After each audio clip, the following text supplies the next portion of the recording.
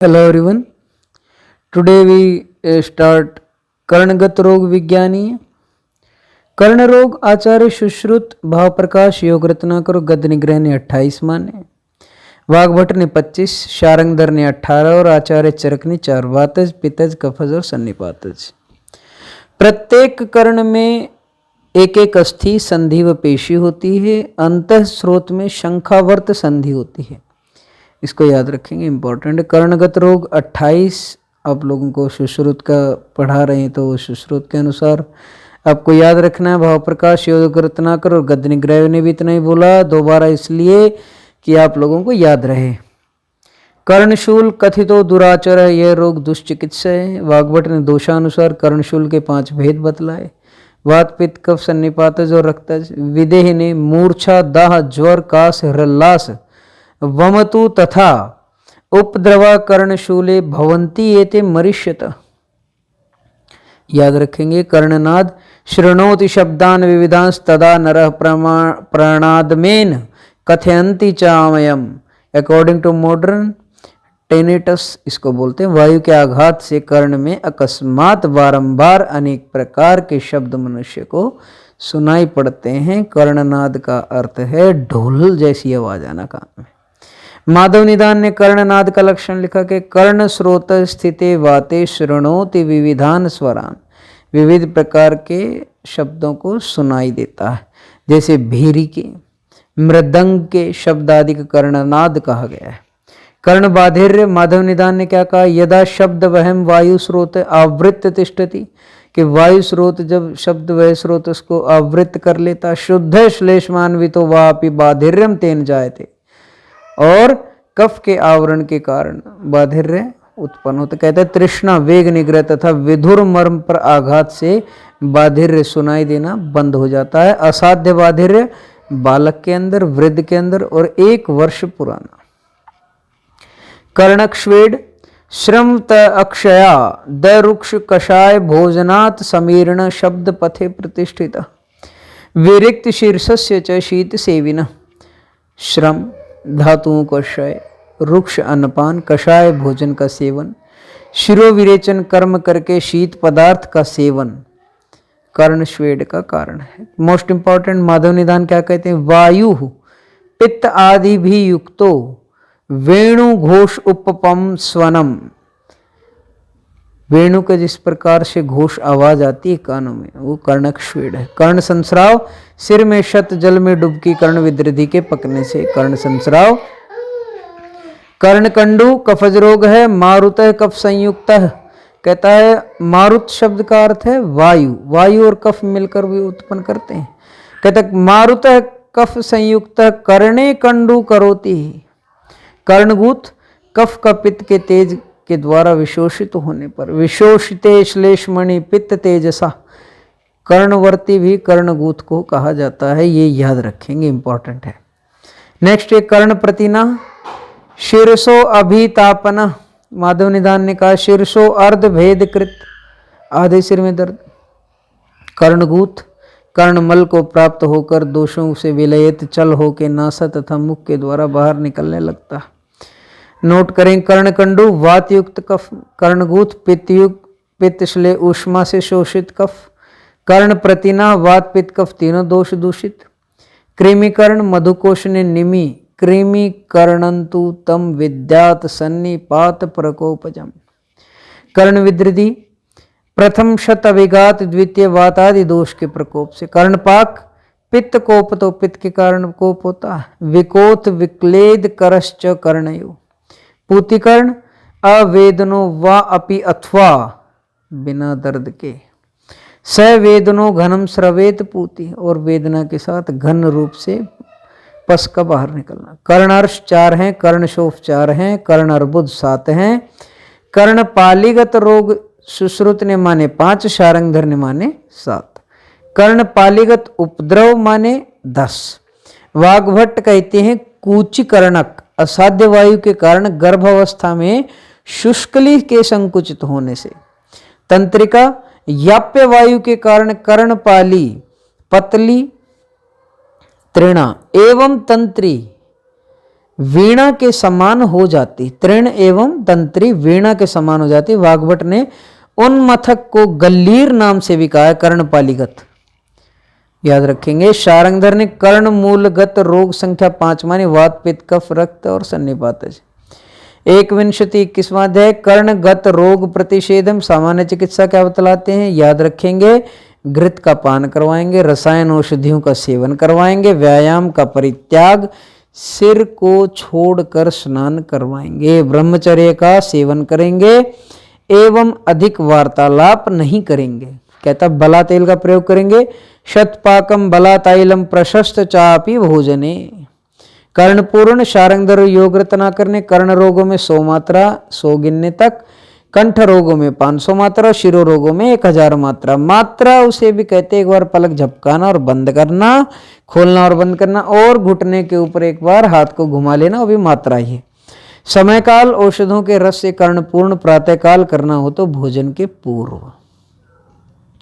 भोजन करने से पूर्व करना, पहले करना। यदि औषध सिद्ध तेल से करना हो तो सूर्यास्त के बाद।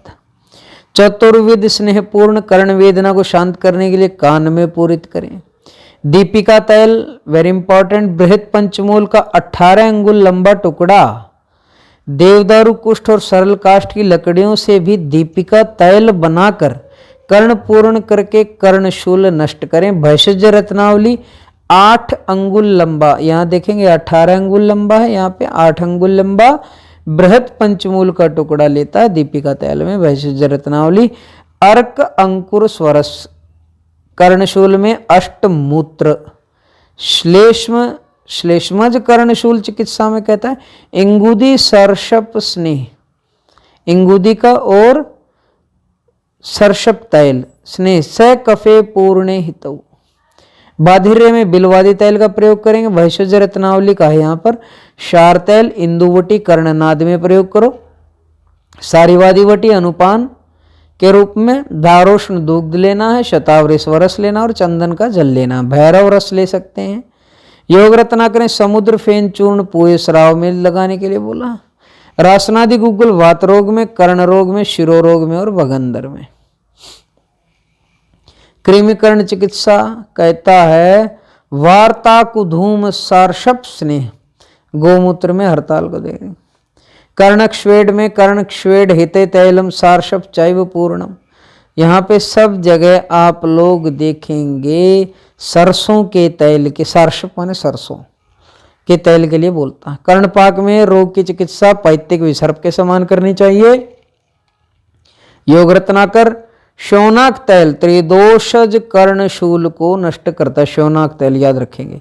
गंधक तैल शंभुक तैल कर्ण नाड़ी रोग में प्रयुक्त है।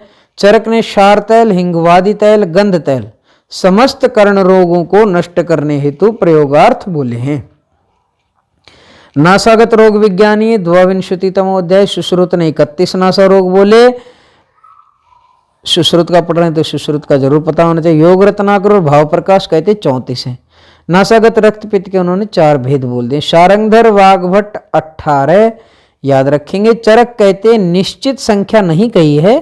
प्रतिशय अक्षवथु नासाशोथ एपीनस प्रवृत्ति 10 रोगों का उल्लेख किया। चरक ने नासा का प्रमाण 4 अंगुल, अस्थि 1 मानी है। नासा पुट मर्यादा 1 से 1/3 अंगुल, नासा स्थिति, नासा पेशी 2, नासा मर्म 1 फणमर्म। वाग्भट 18 नासा रोग बोलते हैं। कहते प्रतिशय वात पित्त कफ रक्त सन्निपातज, दुष्ट प्रतिशय, भ्रंशक्षव, नासा शोष, नासा नाह, नासा पाक, नासा श्राव, अविनस दीप्त, पूतिनासा, पुए रक्त, पुटक, नासार्श और नासार्बुद। पुटक पित्त और कफ के कारण नासा में रुका हुआ वायु कफ को सुखाता है। शुष्क हुआ यह कफ पुट सूखा चमड़ा जैसा हो जाता है। वाग्भट ने पीनस के ही प्रवृद्ध रूप को एपीनस आविनस कहा है।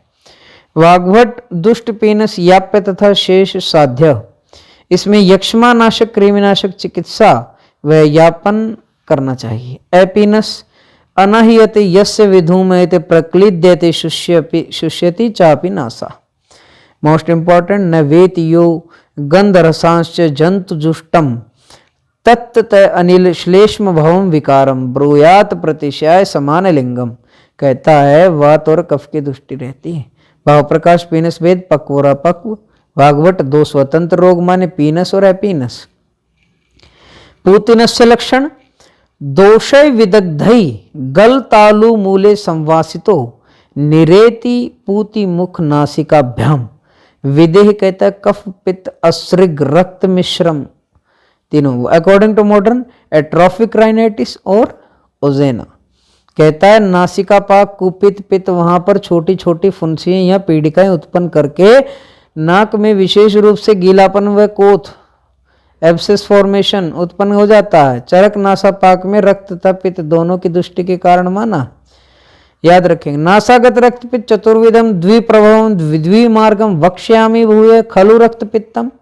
नासापूय रक्त लक्षण नासा स्रवेत पूयम असृग मिश्रम। कहता है पस निकलेगी लेकिन ब्लड से मिक्स निकलेगी, तम पूय रक्तम। कहता है इंपॉर्टेंट है शवथु घ्राण आश्रित मर्माणी, वात कफज है।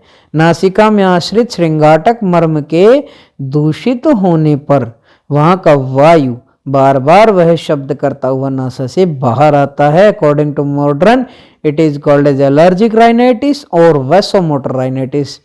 मोस्ट इंपॉर्टेंट आगंतुक शवथु, वाग्भट ने इसको भृंसक्षव कहा है।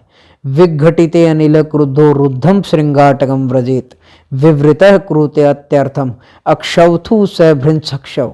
मोस्ट इंपॉर्टेंट भ्रंशथु सांद्रो विदग्धो लवण कफस्तु प्राक संचितो मूर्धिन च पित्त तप्तस्तम। चरकाचार्य वाग्भटाचार्य ने इसका स्वतंत्र वर्णन नहीं किया है। According to modern hypertrophic rhinitis. Next most important दीप्त लक्षण, वाग्भट कहते हैं रक्त में विदा होने के कारण नासा में जलन होती है। रक्तेन नासा दग्धेन बाह्य अंत स्पर्श नासा, नासा प्रतिना उदान संज्ञक वायु कफ से आवृत होकर नासा मार्ग अवरुद्ध हो जाए जिससे नाक बिल्कुल सट जाती। माधवकर कहते कफवात के साथ संयुक्त होकर उच्छ्वास मार्ग को रुद्ध कर देता है। According to modern DNS deviated nasal septum, deviation of nasal septum और नेजल ऑब्स्ट्रक्शन। नासा परिस्राव अजस्र अच्छ सलिल प्रकाशम विवर्णम संवृति ही रात्रौ विशेषेण हितम। नासाशोष वात की रुक्षता तथा प्रकोपित पित्त की उष्णता से नासा प्रदेश स्थित कफ के अत्यधिक सूख जाने पर जो मनुष्य बड़ी कठिनता से ऊर्ध्व और अधः श्वास लेता हो उसके इस रोग को नासाशोष कहते हैं। चरक कहते हैं श्रृंगाटक मर्म तथा घ्राण को विशेष रूप से शुष्क कर देता है। वाग्भट्ट कहते हैं शूक पूर्णा भव नासत्वम। विदेह कहते भृशम शुष्क अवचूर्णेन नासा शोषंतु। अकॉर्डिंग टू मॉडर्न राइनाइटिस सिक्का नासार्श 4 है, नासाशोष 4 है, नासार्बुद 7 हैं, अर्बुद 7 शालाक्य के 6 प्लस सन्निपातज। त्रयोविंशति तमोध्याय नासागत रोग प्रतिषेधम। कहता इंगुवादिवर्ती सिगार 12 अंगुल लंबे सरकंडे को लिप्त कर छाया शुष्क कर लें। क्या करना है नोट, पंचामृत रस आर्द्रक सोरस से 3 दिन तक खरल कर 5-5 रत्ती की गोलियां बना लें। नारदीय लक्ष्मी विलास रस पान के रस में खरल कर 3-3 रत्ती की गोली बनाए। महालक्ष्मी विलास रस शहद में खरल करके चित्रक क्वाथ में खरल कर लें। नोट करेंगे चक्रदत्त में पीनस की चिकित्सा में सोने से पहले शीतल जल का सेवन कहा है। देखो इंपॉर्टेंट है। अपीनस तथा पूतिनस की चिकित्सा स्नेह स्वेदौ छर्दनम धूमपान के लिए बोलता है। योग रत्नाकर कहते हैं मरीच चूर्ण को गुड़ तथा दही के साथ सदा सेवन करने से सर्व प्रकार के पीनस रोगों में श्रेष्ठ है। योग रत्नाकर कहते हैं विडंग शशकुली गेहूं के आटे में वायुविडंग का चूर्ण मिलाकर उसकी पूड़ी रोटी या पराठा बनाकर खाएं तथा शयन काल में शीतल जल पी लें तो रोगी पीनस रोग से मुक्त हो जाया करता है। याद रखेंगे विडंग कुष्ठगनाना खदिर कुष्ठगनाना श्रेष्ठ, विडंग को भी ऐसे यूज किया गया है। योग रत्नाकर षडबिंदु तैल घृत भृंगराज लवंग मुलेठी कूट और सौंठ के साथ बने। योग रत्नाकर व्याघ्रित तैल के बारे में बताते हैं। व्याघ्रित तैल वो है शिग्रुवादी तैल नोट करेंगे पूतिनासा रोग को नष्ट करते हैं। वयोशादी वटी चूसने के लिए। चित्रखरित की कफ प्रतिशय में देंगे। रसाला श्रीखंड को बोलते विशेष रूप से प्रतिशय नष्ट करती है। और अष्टांग हृदय ने भी इसे श्रेष्ठ प्रतिशय नाशक कहा है। एक बार हमारी इसके ऊपर चर्चा भी हुई थी कि श्रीखंड ये सामान्य तौर पर आप लोग देखोगे तो अमूल वगैरह की डेयरी पे मिल जाता, वैसे ये महाराष्ट्र मध्य प्रदेश में बहुत खाया जाता है। श्रीखंड बोलते हैं रसाला को, याद रखेंगे। कहते श्रीखंड प्रतिशय जुखाम को दूर करता है। अभी इसका समय चल रहा है आपका क्या बोलते कोरोना का, कोरोना काल में श्रीखंड खाइए आप, आपका जुखाम दूर हो जाए। नासापाक होने पर पित्तनाशक चिकित्सा विधि अपनाएंगे, नोट कर लेंगे। भैषज रत्नावली क्या कहती, नासा अर्श में करवीर आदि तैल का प्रयोग, चित्रक तैल का और शिखरी तैल का प्रयोग। शारंगधर ने नासार्श रोग में ग्रह धूम तैल बनाया है, ग्रह धूम तैल बताया, वो भी यूज कर सकते हैं। नासागत पूय रक्त की चिकित्सा नाड़ीवरण के समान करनी चाहिए। श्वथु भ्रंशतु शिरोविरेचक प्रयोग करना चाहिए। दीप्त रोग पित्त को नष्ट करने वाली चिकित्सा इंपॉर्टेंट, जलन होती है इसके अंदर, इसलिए पित्त को नष्ट करने वाली विरेचन करें, रक्त मोक्षण करें। नासा नाह में बलातैल, योग रत्नाकर गोघृत पान के लिए बोलते हैं। नासा शोष में, नासा शोषे क्षीर सर्पी प्रधानम सिद्ध तैलम, क्षीर माने दूध और घी, सर्पी माने घी, घी दूध प्रधान सिद्ध तैल हो। च अणुकल्पेन नस्यम, और उनका अणुकल्प या अणु तैल वाला नस्य वहां पे देंगे। 24वां अध्याय कवातज पित्तज कफज रक्त सन्निपातज प्रतिशय प्रतिषेध है। क्या कहता है, सद्योजनक हेतु नारी प्रसंग शिरसो अभितापो धूली रज शीतम अपि प्रताप संधारणम मूत्र पुरुषोश्च सद्य प्रतिशय निदानम मुक्तम। प्रतिशय पूर्वरूप शिरो गुरुत्वम अक्षवथो प्रवर्तनम तथा अंगमर्द परिहृष्ट रोमता उपद्रवा चापी परे। कहता सुश्रुत वेद में 5 हैं, वात पित्त कफ रक्त सन्निपातज। आचार्य चरक और काश्यप 4 प्रकार के प्रतिशय मानते, वात पित्त कफ सन्निपातज। वातजन्य प्रतिशय नासा तनुस्राव प्रवर्तनी, पित्तज प्रतिशय उष्ण स पीत क श्रावो स धूमम सहसा वहनी वमतीव च मानव। कफज प्रतिशय शीत स्रवेत मुहुर। कहता है सन्निपात प्रतिशय भूत्वा भूत्वा प्रतिशय, बोले भिन्न भिन्न प्रकार के प्रतिशय। यो अकस्मात निवर्तते संपक्वो वा अपि पक्वो वा स सर्व प्रभव समृत सर्वेशाम पेनसनाम। रक्तज प्रतिशय ताम्र अक्षश्च, ताम्र आंखें ताम्र के गंधान वेती, श्वास और मुख में दुर्गंध, नासा में श्वेत, चिकने और छोटे छोटे कृमि प्रादुर्भूत होकर नासा से गिरते रहते हैं, कृमि जन्य शिरो रोग के समान लक्षण। क्या कहता है चरक ने, यक्ष्मा प्रतिशय रक्तज के अनंतर उत्पन्न हो जाता दुष्ट प्रतिशय। प्रक्लिद्यति पुनः नासा पुनश्च प्रशुष्यति मुहु नायते चापि मुहु विभ्रियते तथा निश्वासो उच्छ्वास दौर्गंधम तथा गंधान वेति च। कहते दुष्ट प्रतिशय को पहचानना चाहिए, यह कृच्छ साध्य रोग है। वृद्ध सुश्रुत मत में आम तथा पक्व पीनस माना। क्या कहता है यहाँ पर, प्रतिशय के उपद्रव बाधिर्यम आंध्यम घ्राणम घोरांश्च नयनम आयानाम आमयानाम कास अग्नि साध सोफांश। सर्व प्रकार के प्रतिशय काल के बीतने पर या कालांतर में विभिन्न प्रकार के रोगों को उत्पन्न कर दिया करते हैं, तथा वे ही प्रतिशय दुष्ट पीनस का रूप धारण कर लेते हैं। तथा बड़े हुए ये प्रतिशय और पीनस बाधिर्य, ये इसके उपद्रव हैं, याद रखेंगे। बहरापन, अंधता, दिखाई न देना, ग्रहण शक्ति का नाश, सूंघने की शक्ति का नाश, भयंकर नेत्र रोग, कास अग्नि मांद्य और शोथ आदि उपद्रवों को उत्पन्न कर दिया करते। प्रतिशय की सामान्य चिकित्सा नवीन प्रतिशय को छोड़कर शेष सभी में घृतपान कराना चाहिए। प्रतिशय वर्जनीय शीतल जल का पान, और कई जगह पे बोला है जैसे योग रत्नाकर का बताया कि भैया रात को ठंडा पानी पी के सो। स्थानीय स्नान और नवीन मद्यों का पान नहीं करना चाहिए। पीनस रोगी को प्रथम लंघन कराना चाहिए तथा पाचन और दीपनीय औषधों का सेवन करवाना चाहिए। वातिक प्रतिशय में कहता है पंच भी लवण सिद्धम प्रथमेन गणेन च। कहता है 5 लवण से सिद्ध किया गया। नस्य आदि विधि कृतसन में अक्षेत आदि अर्दित ऋतम। कहता 5 लवणों से सिद्ध अथवा प्रथम विदारी गंधादि गणों के औषधियों के कल्क और क्वाथ से सिद्ध किए हुए घृत का पान कराना चाहिए। चरक कहते वातिक प्रतिशय में अणु तैल का प्रयोग करें। 10 शीर्ष घृत प्रयोग प्रतिशय नष्ट हो जाते हैं। आज का सेशन यहीं कंप्लीट कर लेते हैं। Thank you so much. Stay home, be safe. Like, share, comment और सब्सक्राइब आप सब कर ही दे रहे हैं। Thank you so much.